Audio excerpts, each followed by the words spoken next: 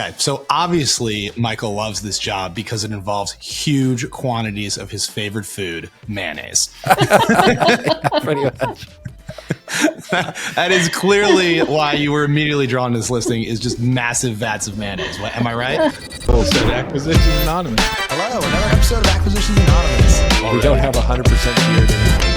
Welcome back, everybody, to another episode of Acquisitions Anonymous. We've got everybody on board for this one, including a special guest, Chelsea from Acquisition Lab. She's been with us before. She looks at a ton of deals and helps people bring them to fruition, where we, are mostly just talking and bantering about them and focused on deals we've already done. It's a great episode. This is really interesting. It is a salad manufacturer, which, we all were thinking lettuce when Michael told us about it. But then as we started to read, they make pasta salad and macaroni salad and Jell-O and things like that. It's a California-based business. We talk about some dynamics there that I think are particularly interesting. 10 million in revenue, over 800,000 in SDE. It's in a really kind of competitive size range. And we talk about the niche, food processing dynamics, the financing, what we like about it, what we don't like about it. And I think that it makes for a really good episode. So stick around for a quick word from our sponsor and hope you enjoy the episode.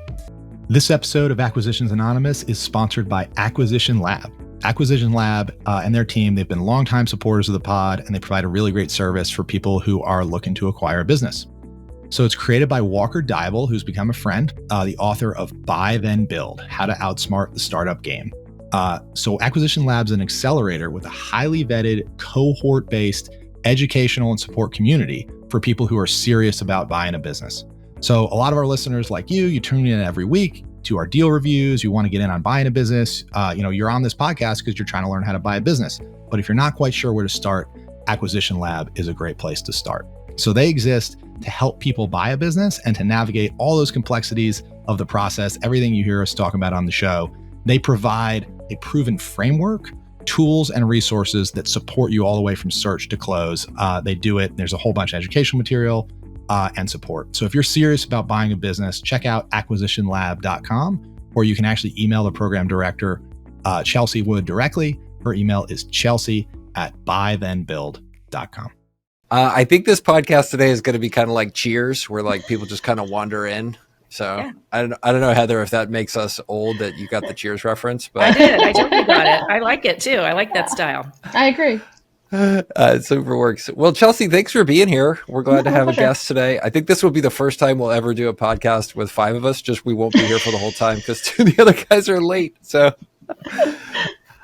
would love to take a moment for you to introduce yourself. We're so glad you're here. I'm Chelsea Wood. I am co-founder of Acquisition Lab, which is an elite accelerator that helps people buy businesses. Amazing. Super cool. Well, that's why I think the majority of, I think we have 2 types of people that listen to this podcast. Well, maybe 3 types. There's one type that just wants to make fun of me, and that's a large percentage.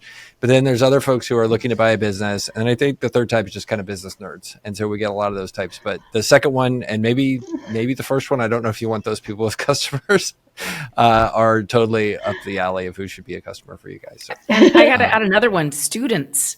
I got an email this week from a student, and their professor has the whole class listen. And this student asked me if I would present for 10 or 15 minutes for their project because they were offered extra credit if they could get me in their class. So nice. Yes. I love that. So after 350 episodes or however many we've done, I did find a type of deal that we've never done before that I found fascinating. And I'll explain to you the number one thing I think is most fascinating about this listing. But I'm also, Bill's here, and I like to play a game with Bill called Guess Why Michael Thought This Was Interesting. So after I read it, we'll see if Bill can guess it. I love this game. This is so fun. All right. So this one is on Biz Buy Sell. It is an established salad manufacturing company with strong growth based in Los Angeles County. So Heather, that's where you go. You have to put on your parka when you go that far north, right? From Orange County. They have a picture here, which may or may not be tied with why I found this interesting, but it's a salad company. And the asking price is $4.6 million. Cash flow is $836,000. The gross revenue is a little bit over $10 million. They don't talk about inventory, when it was established, EBITDA, or furnitures, fixtures, and equipment. So those are all listed as NA. So asking price is 4.6. Cash flow is 800,000. So looks like a little bit under 5-6x. Yep. And gross revenue is 10.7 million. So established in 1937, this enduring salad manufacturing company has a long-standing reputation for quality and reliability. The business produces a variety of salads, including potato, macaroni, coleslaw, alongside salsas and jellos. Serving a diverse clientele of major markets and restaurant chains, this company has consistently adapted to market trends and customer needs, driving its growth from 6 million in sales in 2020 to 10.5 million in 2024. So gone from 6 million to 10.5 in 4 years. The facility operates efficiently with a dedicated team, many of whom have been with the company for decades, ensuring smooth production and high standards of service. Ownership has been stable and committed, with the current owners taking the helm in 2020, just before the pandemic. Their hands-on approach and strong customer relationships have been pivotal in maintaining the company's upward trajectory. The business prides itself on on-time deliveries, full order completions, and the ability to cater to unique customer requests that larger competitors may overlook. The company is positioned for continued success and growth, and opportunities abound, such as developing new product lines and expanding market reach. The facility is well equipped with mixers, flyers, and conveyor belts, and occupies a substantial 25,000 square foot space with additional parking facilities. The business holds SQF, kosher, and military approvals, making it a trusted supplier in the industry. With the owners nearing retirement, this business presents a valuable opportunity for a new owner to step into a thriving operation with a solid foundation and loyal customer base. Located in Los Angeles, this deal is on the market. So what do we think about this longstanding salad manufacturer? Do I get to guess why you love it? Yes. Okay, so obviously Michael loves this job because it involves huge quantities of his favorite food, mayonnaise. Pretty much. That is clearly why you were immediately drawn to this listing, is just massive vats of mayonnaise. Am I right? Yeah. Okay. So yes, pretty close. If you look at the picture on YouTube, it says they're a salad manufacturing company. I don't know about you guys, but when I think about salads, I think about iceberg lettuce and kale and all that kind of stuff. Right. And you look and there's a picture of pasta salad. I'm like, what is going on here? And it turns out they don't actually make salad. They make potato salad, macaroni salad, coleslaw salad, salsas, and jellos. So they don't actually make real salad.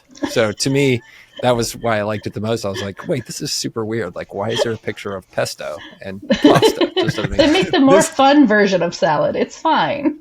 Yeah. This reminds me vividly. I don't know if any of the listeners or hosts are How I Met Your Mother fans, but this reminds me of when when Lily goes to Marshall's family in like rural Minnesota, and she is tasked with making the Christmas salad, the traditional family Christmas salad, and it is like layers of mayonnaise and Jello and Cheetos and like all of these things, and she's horrified that the salad is mostly mayonnaise, and that is exactly what this reminds me of.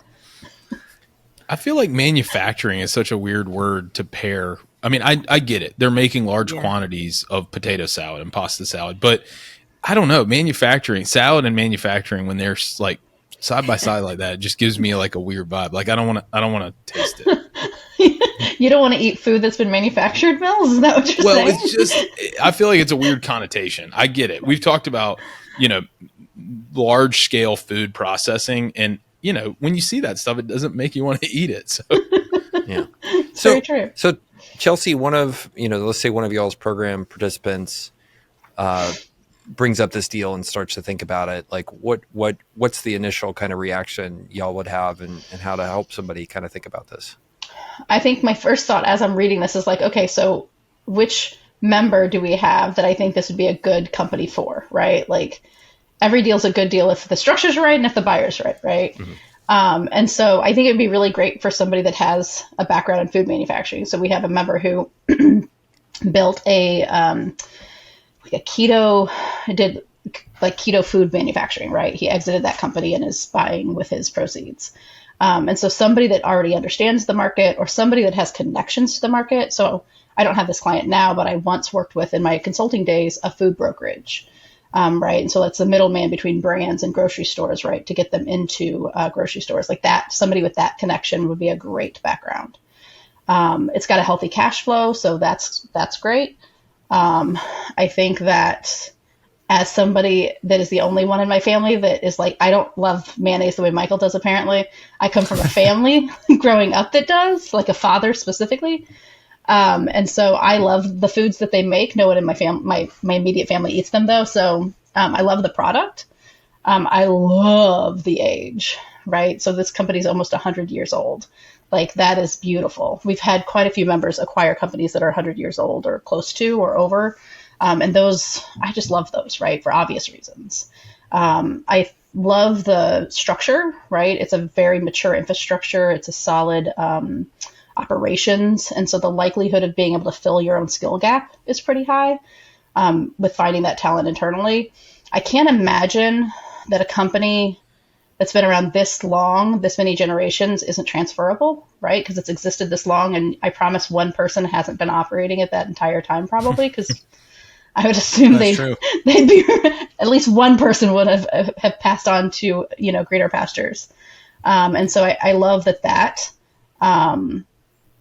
So current owners have taken helm in 2020. So I think that the question that I have is whether or not the current owners is a family member or if this was acquired. Yeah. So I feel like we're seeing a turnover recently of deals that were acquired by AEs and are exiting fairly quickly, quicker than I'd anticipate, right? And so I'd like to understand why the current owner was in 2020. So those are my random thoughts. When I hear the current owners taking the helm in 2020, that sounds like succession to me. Mm-hmm. Agreed. Stepping into it. And then it says the current owners are nearing retirement. So that's kind of the only thing that would make sense. It would be weird to me that you would buy a salad manufacturing company 4 years before you wanted to retire, like as a 60-year-old, and then be like, oh, I got to retire. And also that you would close on it just before the pandemic, like in 2020. So this is probably like third generation family or something, and they want to sell it. It's a good thing to sell. Finally, right? Got their 80-year-old, parents to be like, okay, fine, we'll retire, and they're like, well, we're in our 60s now, and like our late 50s, early 60s, and we don't want to wait till we're 80. Right. But what's interesting is whoever took the helm, right? They scaled it from 6 million to 10 million in sales in 4 years. And this sort of gets at kind of my biggest question mark around this listing, because I agree with Chelsea. I love how old it is. But, our friend Brent Beshore always says small businesses don't say small on purpose. And this business is 100 years old, and it is making $800,000 a year, even after growing 40%. So this tells me that, in 2020, it was 70 or 80 years old and doing 6 million in sales. Why? Like, why is this still so small is my only concern. And then our current folks took it from 6 to 10, like, hooray. I want to know how they did that. But like, could it be 50? Could the manufacturing facility support 50? Because that's the other thing you would hope, is that there's scale in the fixed assets, right? In the current process, in the machinery, et cetera, or is there a ton of CapEx to make this bigger? So that trajectory is a big question mark to me. I'm curious about distribution for a business like this. They say that, they have military approval, which tells you, okay, this is not a niche, like novelty food distributor, food manufacturer that just distributes to like the local, cafes.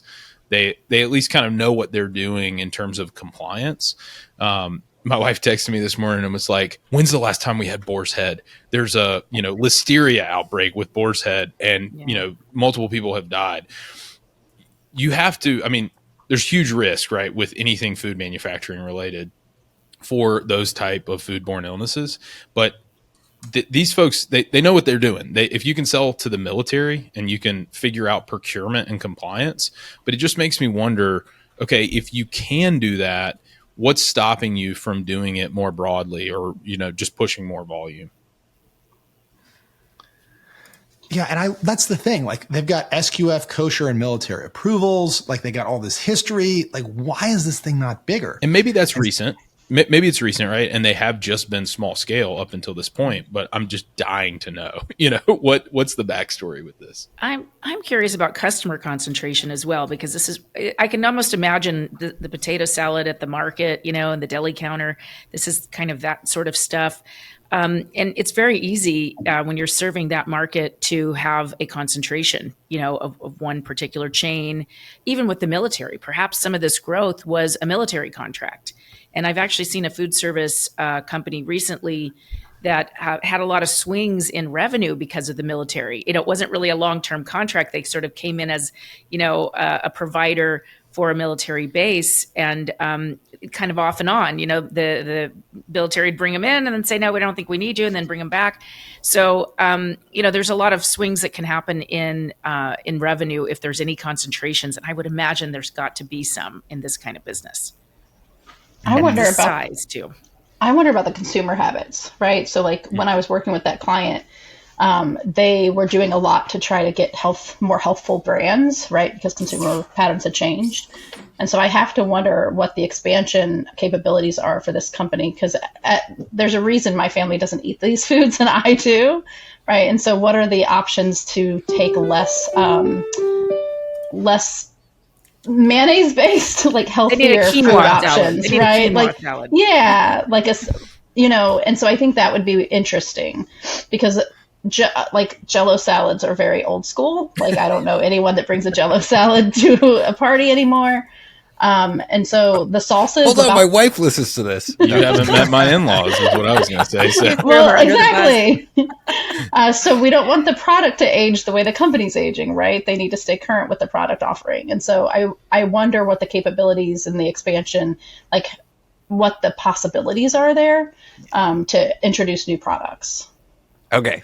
All right. So thank you for the segue, because I want to give you guys my crazy idea of how to make this a $30 million business. Are you guys Can't ready? Wait. Yes. Okay. This is where Bill puts me on mute. All right. Okay. So we've talked about one of our favorite businesses on the podcast, which is My Cookie Dealer. So if you guys haven't heard about that, the way My Cookie Dealer works is this Instagram account. They have hundreds of thousands of followers, and every week they're a cookie shop based in Miami, run by a Brazilian bodybuilder, and they do a drop of cookies that are just over the top, kind of crumble plus, like, imagine crumble cookies like took crack for a month. That's what you would get with these cookies. So I think we're at a cusp where I think somebody could do the same thing with pasta salads, quinoa salads, just like crazy cool inventions around these things, and make them cool again and sell them through social media. So you would get shipped like in dry ice, like different potato salads that you could break out to your family. So that's it. Michael, That's my grand idea. Hey, Michael here. I want to let you know that I'm hosting a conference, first time I've ever done it, and it's called Holdco Conference 2025. If you want to learn how to manage multiple businesses at once, how to incubate new companies, or how other Holdco owners and operators run their fleet of companies, then you should come to Utah next spring. We've got a ton of great speakers, including Walker Dybel, who wrote Buy Then Build and founded Acquisition Lab. Plus, we're hosting it at an all-inclusive mountain resort so you can hit the slopes at the end of the day. So please go to holdcoconference.com for your tickets and get 10% off with your discount AAPod. That's holdcoconference.com and use code AAPOD for 10% off. Now, back to the show. I think you should do that and contract out the manufacturing to this company. Yes. Even the word potato salad is old school. Like, if I say that to my kids, they don't even understand it. They're like, what? Salad with potatoes in it? I think you have to have new names for the salads too, Michael, for this to work. It's so delicious. It is. I was at a restaurant. Delicious. We were dropping my son off at college, and we went to a cafe near the school, and I asked them how the potato salad was made and if they made it on site. And the young lady waitress, who I think was the cafe owner, looked at me like I had asked her if she was going to rob me. Like, she was so mad that I would insinuate they would go outside to get potato salad. But I know a lot of restaurants do. Yeah. So these guys probably supply them. This is the California-Texas difference. In Texas, like, the potato salad is assumed to be made in-house. Excuse me, Arizona people. Where did you make this? How did you procure your potato salad? I'm very curious. Is this heirloom potato salad or what? Yeah, pretty much. What is like the best possible in market for this product? Like, what if you had to kind of rank, highest quality revenue to lowest quality revenue? Like, I'm thinking, based on what you're saying, Publix has coolers full of, different types, like Southern style and, Midwest style and all this different stuff. To me, that's probably high volume, low margin.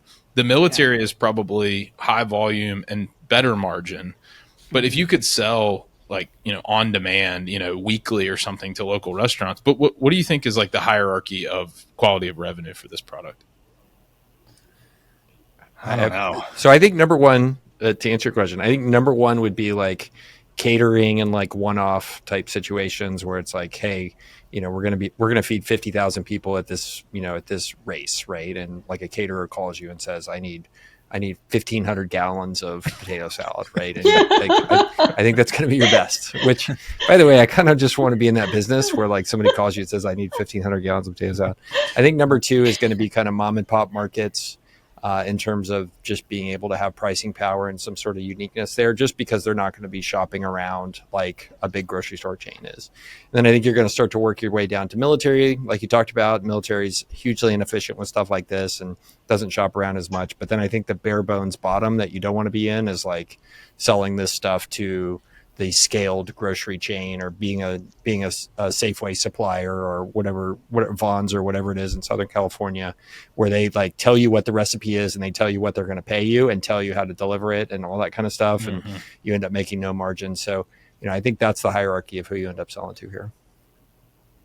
Yeah. I also wonder how local it has to be or is, because I find it weird that this is in LA County, California. I mean, this is a manufacturing business. It's a food manufacturing business.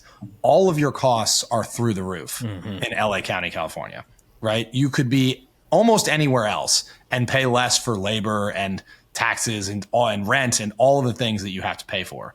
Unless, of course, like we need potato salad overnight delivery to the grocery stores in LA County, in which case you have to be there.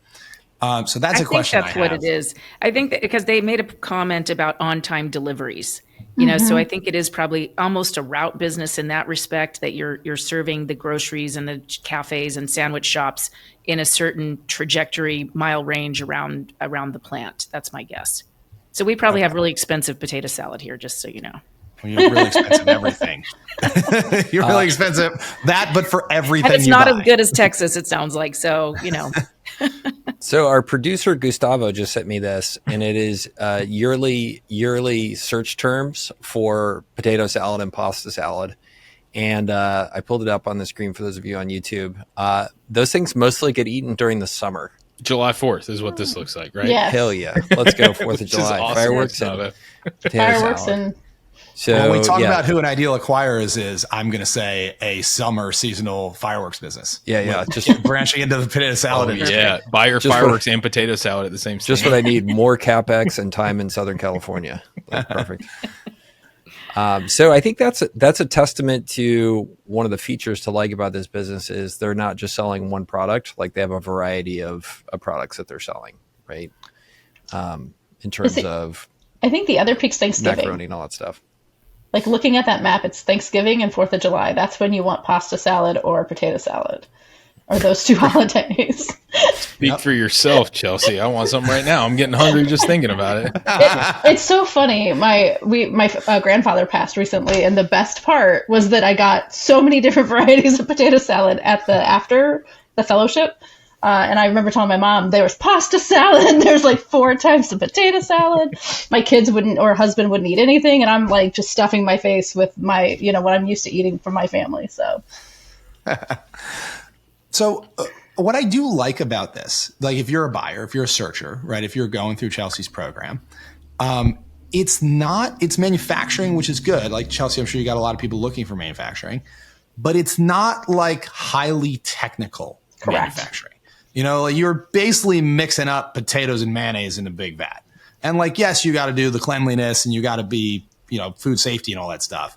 But this is not like tight tolerance CNC machining. Correct. Or, like there are much harder types of manufacturing than this. So I actually like this for a searcher to come in. You have a chance of coming up the curve here.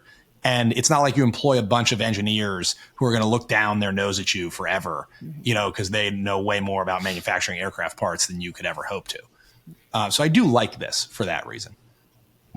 I also feel like I love it for that. I also love that it has hard assets, right? Probably.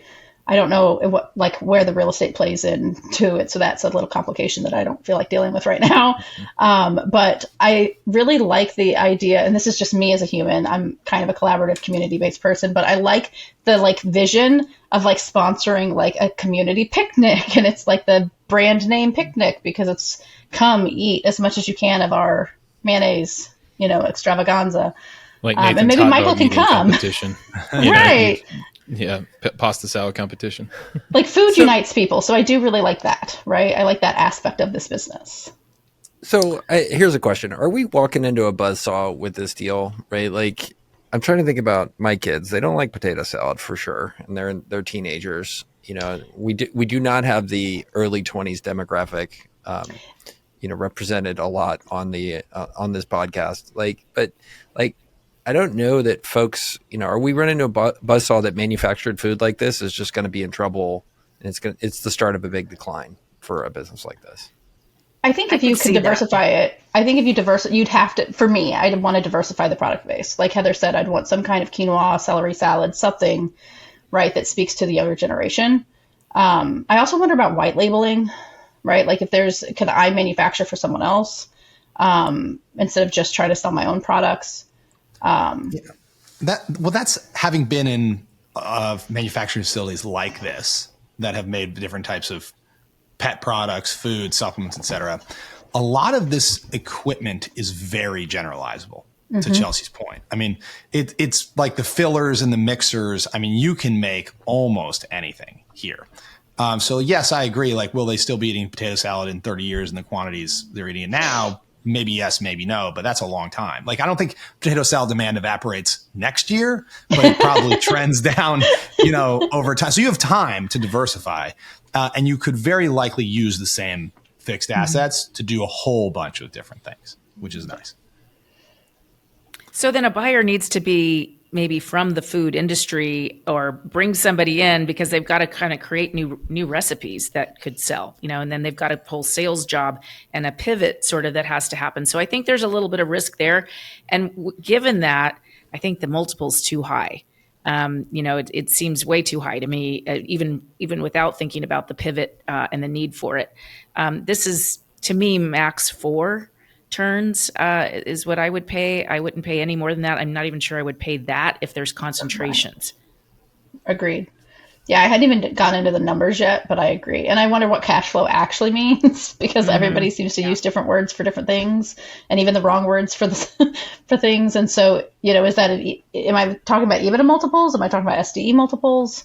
Right. So based on what we're seeing here, it seems too high. But I also still wonder about the real estate. So that's why I made the statement about real estate. Sometimes the multiple looks high, but it's because they're including. Does it say anything about the real estate, Michael? I guarantee that's not LA real estate. It's a 25,000 square foot building. That's what I was thinking. So that's not in there. Yeah, they're renting it. They're just paying rent is hopefully in there. Let's hope that's in there. But that is a cause for concern for me because I feel like a lot of times this company's been there for 100 years. And so what kind of terms are you going to get coming in as a new leasee in a market that's, insane with real estate prices? Right. Like, how is that going to impact your model? And so while it looks like it's cash flowing like a reasonable amount that a searcher's typically looking for, will it get eaten up, right? By increased lease costs or anything like that? Yeah. Mills, I think you need to do your bit about EBITDA and CapEx and all the fixed assets in this business. I just was thinking, even if you get forced out of the facility, a lot of the compliance for these businesses is, it's facility based. So, you've got to get like the fire marshal and like you got to get your CO and all those kind of things. But you're also going to have to get like the health inspector to come sign off on this building, but also if you move buildings and maybe the real estate, the location is important, or maybe it's not, like you said, Heather, maybe it's route based. So that would be critical. You can't move an hour away to an affordable building. But yeah, who knows, 90-year-old business. My guess is that, there's some deferred maintenance CapEx. Mm-hmm. I would not even call this one. Even though it looks pretty good. Here are the data points, right? Like, it's been sitting around and available for a couple months now. So I have a list of deals that I like to bring that I build up over time. So it's been sitting around. It seems too good to be true. And it's just like, I can imagine 15 different ways that this thing is just like a total non-starter because of some element of what's going on. For example, customer concentration, we talked about the real estate, pretty good chance I would be unshocked if looking at this deal, they're like, oh yeah, well, our lease is way below market and it expires in 18 months. Like, I would not be surprised one bit that that's the case going on with this deal. So, and they're not going to honor our terms. So. Yeah. And dollars it's like grandma and grandpa, like one of those more senior generations probably own the building. And they're like, we're not renewing your lease because we want to sell. Like, we're going to get a little bit of money for the business, but we're actually just going to retire off of the real estate. Get out. Unless I was a specialist in food already coming to this, I would just like swipe right and keep going on. Go back to TikTok.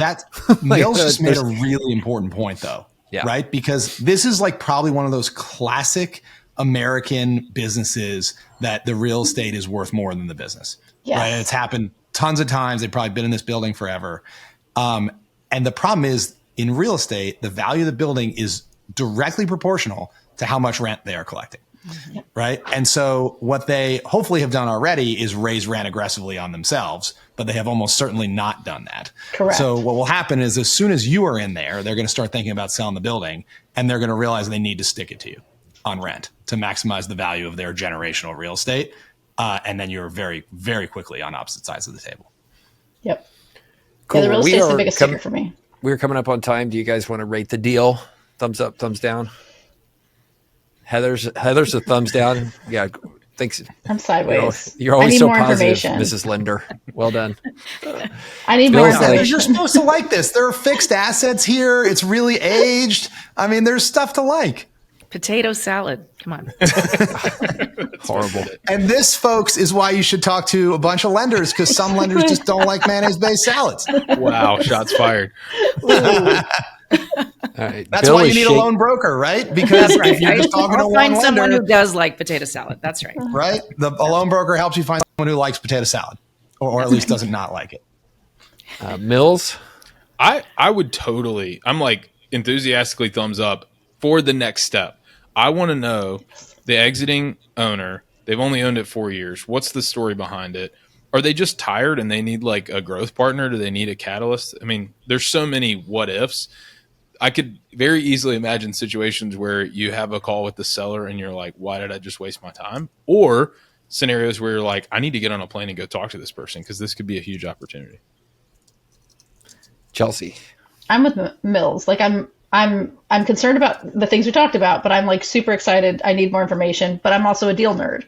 Like I will always talk to a seller, right? And so, yeah, for all the things we said, I actually really love the business, and I have a member in mind that I think would actually love the business, and I'm going to go message after this. All right, we need a follow up then. We need a debrief like a month from now, 2 months from now. We definitely need to follow up, and I need you to tell me I'm right when they call and there's some huge fatal flaw. That's all I'm asking. That's my only request for today. Just help me with my self-confidence because I'll bet a large amount of money this deal. There's when you click on it, you're like, yeah, like it doesn't work at all. So we'll see how it goes. That's perfect. But I think this is like part of what you have to do as a searcher, right? If you're a searcher, you got to say, I'm going to get the book on this in hopes that there's not a fatal flaw, because that's how you find a good business. Like you can't just cruise around if you're searching and just be like, oh, I bet this has something wrong with it. Or you'll eliminate them all and you'll never, right. It will stop. Like I always tell our members, number one, you can't assume anything. And number two, everything's a data point, right? And so everything you learn gives you information about the business. But I would hope any lab members listening that you never assume the worst before actually confirming it, right? Yeah, that's why I'm thumbs up on this one. I think this is a frog you got to kiss. Like you never know, because it could. I like like food manufacturing can be a good industry. There's fixed assets here. There's stable demand. People will be eating food forever. This could be good. I'm not saying it is, but you kiss this frog and you think you might find out that it's very good.